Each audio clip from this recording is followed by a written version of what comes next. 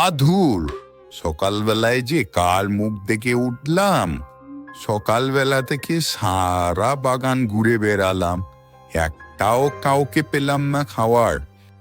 যাই ওই বাগান দিয়ে ঘুরে আসি, দেখি কোনো খাবার পাই নাকি। বাবা, অনেকদিন পর একটু ভালো করে খেতে পেলাম। যাই নদীর ধারে বসে একটু খাবারটা হজম করে নি।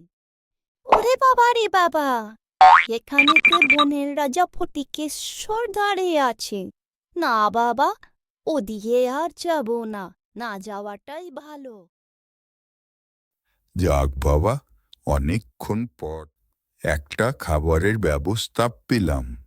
কিন্তু বেটা শিয়াল তো খুবই চালাক, আমার ফাঁদে কি পা দেবে?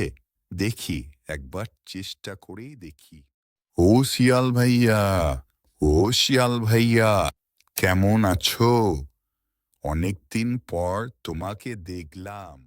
হ্যাঁ বাঘ ভাইয়া, আমি ভালো আছি। তুমি কেমন আছো? হ্যাঁ হ্যাঁ বন্ধু, আমি খুব ভালো আছি। কিন্তু জানো, আজকে আমার মনটা একটু ভালো নেই। ছাড়ো তো এসব দুঃখের কথা, চলো একটু যাই ওই নদীর দিকে, না অনেক সুন্দর সুন্দর ফুল আছে, চলো একটু ঘুরে আসি দুজন মিলে। হ্যাঁ চলো যাওয়া যাক।